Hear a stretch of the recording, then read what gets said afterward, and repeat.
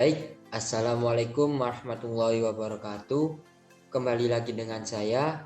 Nama saya Ananda Herpandi Kurniawan dari Prodi Pendidikan Teknologi Informasi dengan NIM 20050974053 dan tentunya dari kelas PTI 2020A Universitas Negeri Surabaya. Pada kesempatan kali ini, saya akan menjelaskan mengenai ruang lingkup jaringan komputer berjudul kabeling kabel UDP. Sebelum bahas lebih lanjut, yang pertama kita akan membahas tentang pengertian kabel UDP. Oke, dari kabel UDP bisa diperhatikan pada gambar berikut ini. Nah, UDP itu merupakan singkatan dari Unshield Twisted Pair. Sesuai namanya, Unshield, yang berarti kabel ini tidak dilengkapi dengan pelindung aluminium, sehingga jenis kabel ini kurang tahan dengan interferensi elektromagnetik. Berbeda dengan STP, Shield Twisted Pair, nama Twisted Pair menunjukkan pada bentuk dari isi kabel tersebut yang saling berlilitan pada setiap pasang. Selanjutnya, pada fungsi masing-masing warna pada kabel UDP itu berbeda-beda. Bisa dijelaskan dengan gambar dan penjelasan yang akan saya jelaskan. Pada kabel warna putih jingga memiliki fungsi sebagai penghantar paket data. Kabel warna jingga memiliki fungsi sebagai penghantar paket data. Sama, kabel warna putih hijau juga memiliki fungsi sebagai penghantar paket data, dan kabel warna hijau memiliki fungsi sebagai penghantar paket data. Kemudian, kabel warna putih biru memiliki fungsi yang berbeda dibanding kabel-kabel sebelumnya. Fungsinya yaitu sebagai penghantar paket suara, sedangkan kabel warna biru memiliki fungsi sebagai penghantar paket suara. Kemudian pada warna coklat ini, khususnya warna putih coklat, itu juga memiliki fungsi yang berbeda di kabel-kabel sebelumnya. Kabel warna putih coklat ini memiliki fungsi sebagai penghantar tegangan DC. Kemudian kabel warna coklat memiliki fungsi sebagai penghantar tegangan DC. Seperti itu. Setelah membahas pengertian, kita akan memasuki ke karakteristik kabel UDP. Oke, karakteristik kabel UDP. Karakteristik kabel UDP itu ada 8. Yang pertama, terdapat isolator pelindung luar. Yang kedua, bandwidth maksimal kabel UDP sampai 100 Mbps. Yang ketiga, maksimal panjang kabel bisa sampai 100 meter. Jika lebih dari itu, membutuhkan repeater jaringan. Yang keempat, menggunakan soket RJ45. Yang kelima, terdiri dari 4 kabel yang berpasangan. Yang keenam, kabel 1 dan 2 memiliki fungsi untuk mengirim informasi. Yang ketujuh, kabel 3 dan 6 memiliki fungsi sebagai penerima informasi. Dan yang ke-8, kabel nomor 7 dan 8 yang memiliki fungsi sebagai konduktor tegangan.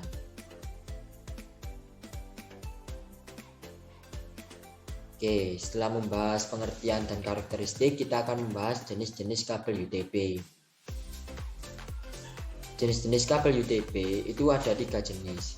Yang pertama, kabel straight through. Yang kedua, kabel crossover. Dan yang ketiga, kabel rollover.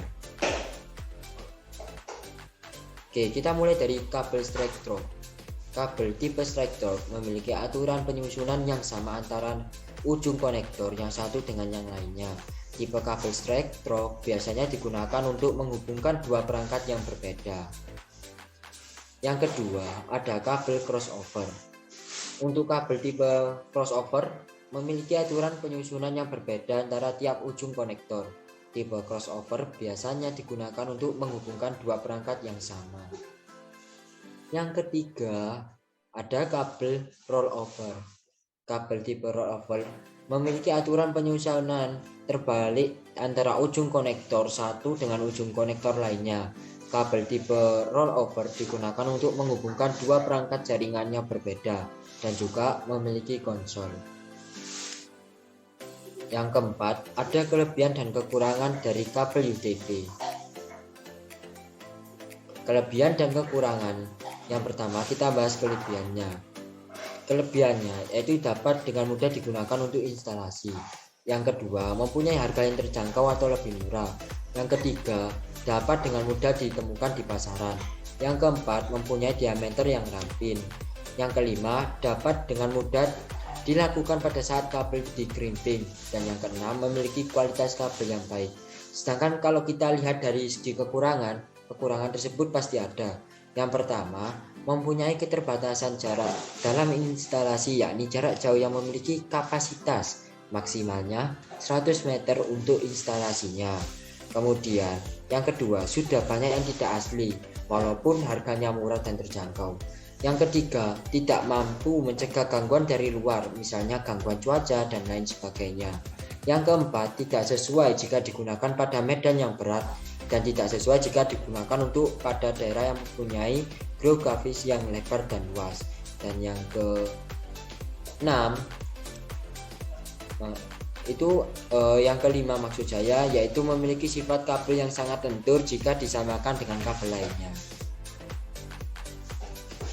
Baik, ada video simulator kabel UTB. Videonya kita lihat pada video berikut ini. Nah, ini menggunakan Ethernet kabel termination simulator. Oke, untuk langkah pertama kita tap to start. Lalu kita gunting, kemudian kita rapikan lilitannya.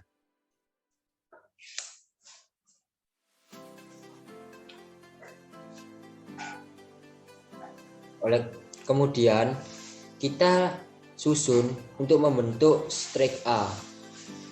Kita susun yang pertama paling pojok kiri yaitu hijau putih,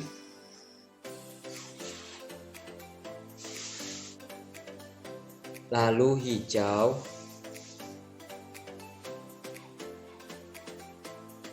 kemudian jingga putih,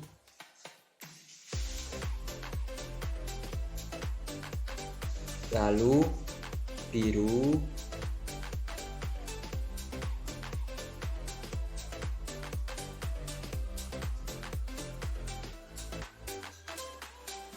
lalu biru putih, kemudian ada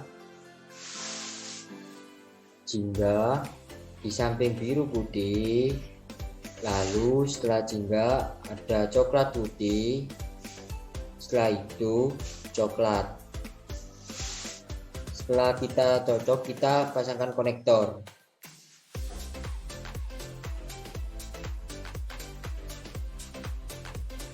Setelah konektor dirasa sudah pas, selanjutnya kita ke clipping tools.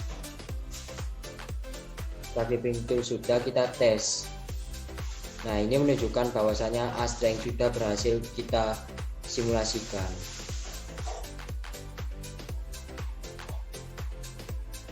Oke, itu saja yang dapat saya sampaikan. Jika ada kekurangan maupun kelebihan, saya mohon maaf. Terima kasih telah menyimak hingga akhir video ini. Wassalamualaikum warahmatullahi wabarakatuh. Terima kasih.